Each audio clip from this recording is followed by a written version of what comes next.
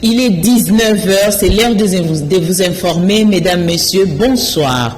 En route pour les USA en vue de sa participation à la 76e session de l'Assemblée générale de l'ONU, le président Félix-Antoine Tshisekedi Tshilombo a quitté Lubumbashi dimanche dernier. Commentaire Jules Boulembi Mansanga. C'est depuis l'aéroport international de Luano à Lubumbashi que le président de la République Félix-Antoine Tshisekedi Tshilombo a pris son avion ce dimanche 19 septembre en fin de journée pour New York aux États-Unis d'Amérique où il participera à la 76e session de l'Assemblée générale des Nations unies. Première réunion en présidentielle post-Covid-19, cette 76e session de l'Assemblée générale de l'ONU est une occasion pour les chefs d'État du monde d'échanger sur de grandes questions qui préoccupent la planète, notamment cette pandémie qui a privé les dirigeants du monde de ces grands rendez-vous annuels en 2020. Le thème de cette session est évocateur. Miser sur l'espoir pour renforcer la résilience afin de se relever de la Covid-19, reconstruire durablement, répondre aux besoins de la planète, respecter les droits de personnes et revitaliser l'Organisation des Nations Unies. Président en exercice de l'Union africaine, le chef de l'État Félix-Antoine Tshisekedi Tshilombo figure parmi les chefs d'État qui s'exprimeront le premier jour, le mardi 21 septembre 2021 à 14h heure de New York, 19h heure de Kinshasa. C'est grand oral, le deuxième de la série après sa première participation en septembre 2019, est très attendu car il permettra au président Félix-Antoine Tshisekedi Tshilombo de faire entendre la voix de l'Afrique et de son pays, la République démocratique du Congo. Le discours du président Félix-Antoine Tshisekedi Tshilombo devant la tribune de l'ONU sera retransmis sur les antennes de la radio-télévision nationale congolaise. 72 heures après l'inhumation de Gabriel Kyungu à Kumwanza, la famille de l'illustre disparu a reçu une visite de réconfort du président de la République, Félix-Antoine Tshisekedi Tshilombo. Encore une fois de plus, Jules Boulembi Mansanga.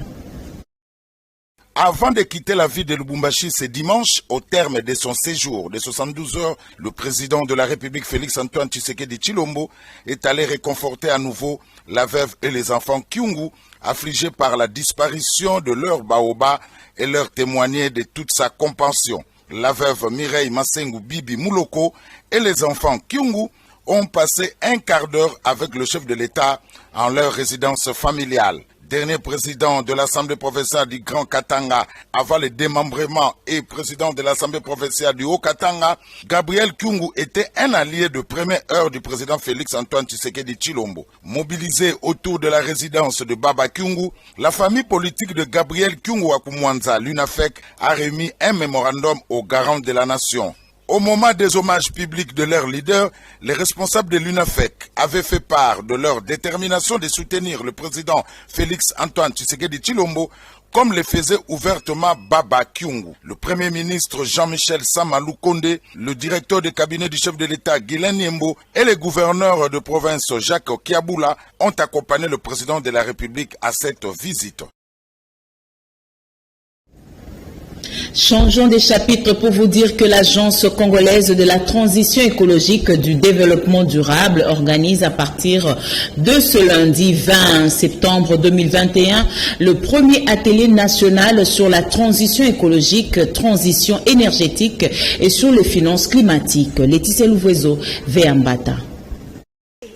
Cet atelier de 4 jours réunit toute la sommité du secteur écologique, climatique et énergétique de la République démocratique du Congo, dont le but de réfléchir sur les propositions à formuler au gouvernement pour l'appuyer dans le programme de la transition écologique. La transition écologique, notons, est un passage de mode de vie basé sur la consommation dérégulée de l'énergie vers de modes de vie compatibles à une consommation de l'énergie qui respecte l'écologie et qui n'aggrave pas le phénomène de réchauffement de la planète. À en croire l'équipe de la vice-primature en charge de l'environnement et du développement durable, conduite par le directeur des cabinets Yves Kitumba, ces 4 jours de réflexion rentrent en ligne de compte pour assurer ces passages. À travers son administration, la vice-premier ministre F. Bazaïba devra présenter le cadre international des négociations sur le climat constitué par la Convention cadre des Nations Unies sur les changements climatiques de 1992 et l'accord de Paris de 2015. Sur ces, j'invite au nom de son Excellence Madame le Vice-Premier Ministre, Ministre de l'Environnement et Développement Durable, donc toute la sommité du secteur écologique et énergétique réunie dans cette salle, à garder à l'esprit que seule la recherche de l'idéal national et des intérêts de notre beau pays restera à l'épreuve de la transition écologique dans laquelle le pays doit s'engager. Que les intérêts de la République servent de boussole à vos réflexions et propositions, car il me semble que vous n'avez pas droit à l'erreur. Le ministère, dans son agenda, prévoit également des propositions de points de réflexion en prélude de la COP26 en rapport avec la finance climat. Conformément à l'article 6 de l'accord de Paris qui lance le mécanisme volontaire autour du marché de carbone, ainsi que sur la mise en place de la finance climat en RDC, figurant parmi les 10 mesures urgentes prises le 9 juillet 2021. Bientôt les élections de gouverneurs dans quelques provinces au vu du profil des anciens vice-gouverneurs et gouverneurs qui ont eu à diriger avec beaucoup d'horreur. Quelques personnes estiment qu'il doit tenir compte actuellement du bon profil au niveau de partis politiques. Mario Ambongo et Freddy Takidi. Que j'incite aux nouveaux gouverneurs qui seront élus de pratiquer la politique de proximité, c'est-à-dire de s'occuper de la population au lieu de s'occuper d'autres choses tout d'abord. Quelles sont les préoccupations de la population? Qu'est-ce que le peuple veut? Qu'est-ce que la population demande? Donc il faut absolument que ces gens-là soient capables de répondre aux attentes ou aux aléas, aux desiderata de la population. Le gouvernement ou les tendances politiques se mettent un peu à l'écart du choix de la population pour ne pas mettre en porte-à-faux les choix de la population qui, des fois, devient difficile à gérer. Alors il faut éviter, le peuple évolue, tout évolue, le monde évolue. Et je voudrais voir demain un Congo nouveau avec de nouvelles têtes capables d'assumer les rôles qui leur sont donnés et que la vision également du président de la République soit aussi portée à l'avant. Il faut que le développement du Congo soit réel. Quand il s'agit d'exercer les fonctions telles que des gouverneurs, il faudrait normalement que la personne qui va postuler à ce poste soit une personne de bonne moralité, une personne intègre, une personne qui est soucieuse de sa population, une personne qui a la vision pour le développement de sa province. C'est-à-dire une personne qui a une oreille attentive, qui est sensible aux cris de la population, aux besoins de la population. Puisque c'est ça la base, c'est ça la réalité. On ne peut pas prétendre gouverner, puisque gouverner c'est prévoir. On ne peut pas prétendre gouverner, diriger sans toutefois avoir une vision. Parlons MLC à présent, le mouvement de libération du Congo, FUNA a su la visite du secrétaire national chargé des structures du parti, Dongo Mobutu, une mission d'itinérance du parti. Mario Ambongo, encore une fois de plus. La majorité Bemba, structure œuvrant au sein du mouvement de libération du Congo, a reçu la visite du coordonnateur en charge des structures et associations au sein du MLC, Dongo Mobutu. Majorité Bemba, coordonnée par César Bopima, a présenté les membres de l'association ainsi que le siège où les réunions se tiennent à Dongo Mobutu. De sa part, il les a exhortés à travailler dans l'amour du parti et le respect des textes pour le bien-être du MLC. Nous sommes là aujourd'hui toujours dans le cadre de la redynamisation et aussi à travers la structure que nous avons mise en place, qu'on appelle conférence de présidents. Alors cette conférence de présidents réunit toutes les associations et les structures affiliées au mouvement de libération du Congo. Et pour nous rendre effectivement compte de la viabilité de ces structures sur terrain, nous avons lancé cette tournée d'itinérance et aujourd'hui nous sommes chez Majorité Bemba et nous sommes rendus compte de la situation que voilà, sur terrain et dans Funa, Majorité Bemba existe et ça a toujours été le cas et nous continuons avec d'autres associations. César Bopima, coordonnateur de la structure Majorité Bemba, a remercié la hiérarchie du parti pour la confiance et a promis de bien implanter le parti ainsi que ses idéaux à travers cette partie de la capitale. C'est une grande joie. Aujourd'hui, je reçois le président Jean-Pierre Bemba Gombo à travers le secrétaire national Dongoye Momobutu. Il a promis qu'il va passer et il est là. Le président Jean-Pierre Bemba, tel que je venais de le dire tout à l'heure. Alors c'est une grande joie. Alors ça fortifie l'Assemblée, ça fortifie les membres, les militants de voir la visite du MLC au sein de l'association Majorité Bemba. César Bopima, très connu au niveau de sa base, continue à battre un travail énorme de ce côté, toujours dans la vision du président national Jean-Pierre Bemba. Pas une parcelle sans le mouvement de libération du Congo. Le président national de la démocratie chrétienne et jeune Diomindo Ngala a reçu le week-end dernier un échantillon de la nouvelle base de sa formation politique. Question de mettre des batteries en marche pour une nouvelle cartographie de la démocratie chrétienne. Freddy Takidi. Après le départ du secrétaire général de la démocratie chrétienne, Maître Magloire Kassongo et quelques membres du bureau politique de la démocratie chrétienne, le président national de cette formation politique proche du pouvoir réorganise le parti. Le week-end dernier, Eugène Diomindo Ngala a rappelé à l'ordre à travers un échange de prise de contact avec un échantillon des nouvelles bases d'adhésion massive où les directives du parti ont été bien enseignées. Pour Eugène Diomindo Ngala, cet échange rentre dans les lignes du comité directeur du parti qui compte redynamiser la DC à partir de nouvelles unités et cela dans le but de mettre en place une nouvelle cartographie de la démocratie chrétienne, une redynamisation à partir des anciens et nouveaux cadres pour l'ensemble du pays et de toutes les fédérations dans tout le pays. Aujourd'hui, nous sommes dans un processus de recensement des nouvelles unités, nouvelles personnalités, nouveaux adhérents pour nous permettre de mettre en place la nouvelle cartographie de la démocratie chrétienne qui va être rendue publique incessamment. Donc la démocratie chrétienne s'organise d'ores et déjà pour une sortie définitive des nouveaux cadres, de nouvelles nominations. Bien sûr, les anciens cadres qui sont restés fidèles sont toujours à leur place. Mais aujourd'hui, la manifestation d'aujourd'hui était orientée vers les adhérents, vers les nouveaux venus au sein du parti pour renforcer la famille et pour consolider notre capacité de mobilisation au niveau national et particulièrement au niveau de Kinshasa. Signalant que la présentation des nouveaux cadres et membres de la démocratie chrétienne, parti cher à Eugène Diomindo Ngala, seront présentés dans les jours à venir en vue de consolider la mobilisation du parti.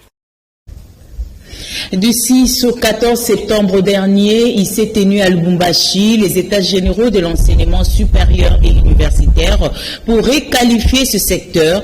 Parmi les résolutions issues de ces assises, c'est la génération du système LMD, licence, maîtrise, doctorat dans toutes les filières de la vie de la coordonnatrice adjointe du bureau d'études du 3e cycle à l'ISP Gombe, professeur Pascaline Pinzi. L'application de l'ambition programme LMB devra être progressive et adaptée aux réalités locales. Clavier El Adiakou, Freddy Soumaïl. Alors moi je pense que l'initiative du ministre de l'ESU est louable du moment où le système d'éducation supérieure congolais avait plusieurs problèmes qui ternissaient d'ailleurs son image, non, ici à l'intérieur du pays et aussi à l'extérieur. Il faudrait que le ministère soit qui soit vigilant quant au processus des généralisations du système LMD, parce que la transition, vous savez, n'est pas chose facile, hein. nous avons un système qui a fait ses preuves et qui s'est installé. Alors il faudrait vraiment beaucoup d'attention et aussi être conscient que cette transition doit être progressive.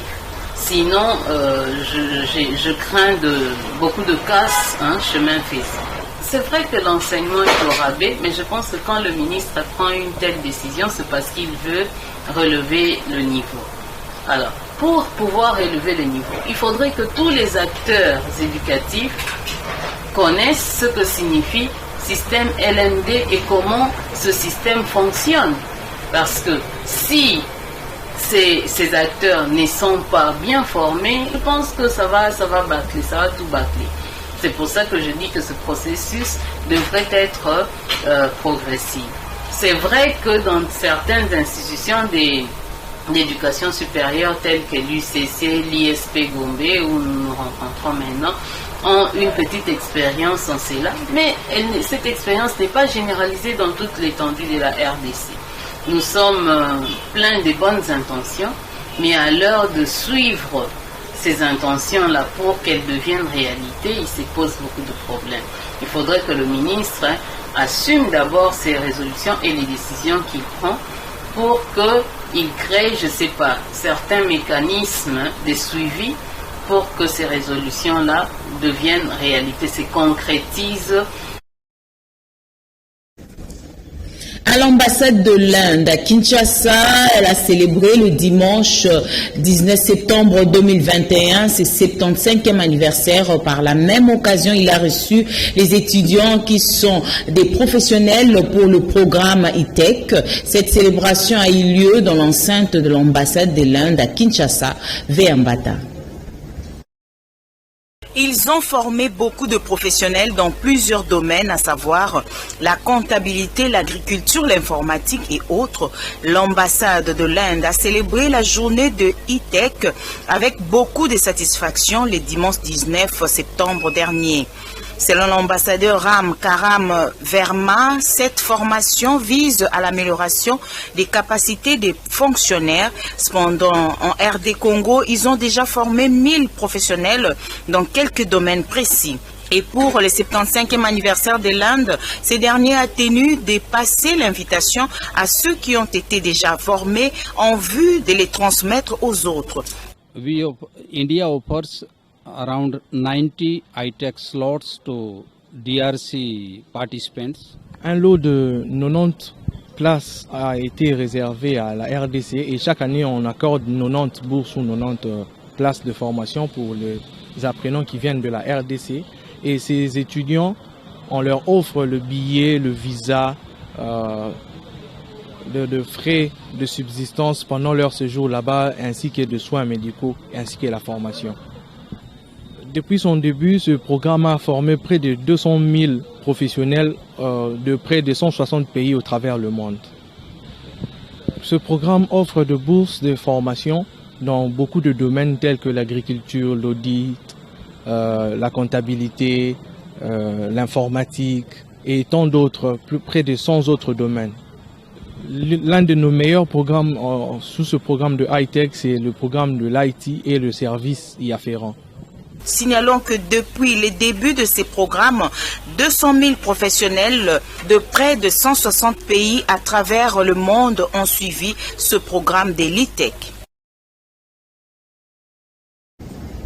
Le câble électrique de la Société nationale d'électricité non protégée qui alimente la commune de Selembao vient de prendre feu dans la nuit de dimanche, précisément sur l'avenue Luamba, quartier Mwanantouni. La population de ces coins déplore cette situation. Heureusement, pas de dégâts matériels ni perte en vies humaines dans ce coin de Selembao. Sylvinda Sabwe Chomeng Kassiama nous en parle.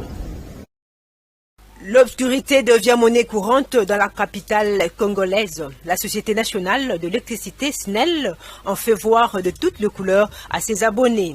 Ici, nous sommes derrière la prison centrale de Makala, précisément sur l'avenue Luamba, quartier Mwanantouni, dans la commune de Selembao. C'est vers 21h juste qu'un câble électrique de la Société nationale de l'électricité non protégé qui alimente la commune de Selembaou vient de lâcher et a provoqué un coup-sur-cuit. Les habitants de ce coin déplorent cette situation. Heureusement, pas de dégâts matériels ni mort d'homme.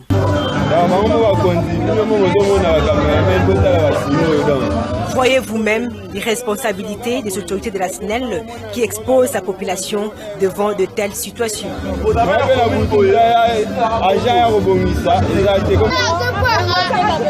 Vraiment déplorable. Je n'ai pas peur de voir le câble prendre feu. Non, que eux-mêmes, les responsables de la SNEL, viennent voir pour réparer les dégâts. Les autorités de la Société nationale de l'électricité ne firent rien malgré le pleur et les graissements des dents de la population. Décès en fin de journée du dimanche 19 septembre dernier du professeur Émile Mota, professeur d'économie à l'université de Lubumbashi et ancien conseiller de l'ex-président de la République Laurent Désiré Kabila. Il est à noter qu'Émile Mota, qui est décédé, a été longtemps considéré comme un des témoins clés de l'assassinat de Laurent Désiré Kabila. Pour une certaine opinion, la mort d'Émile Mota accentue les flous sur les circonstances réelles de la mort de Laurent Désiré Kabila. C'en est fini pour ce soir, mesdames, messieurs. Merci de nous avoir suivis. Sylvain Malanda sera avec vous demain. Quant à moi, je vous dis au revoir et restez branchés sur le programme de Canal King Télévision. Que le Seigneur Dieu vous bénisse. Au revoir.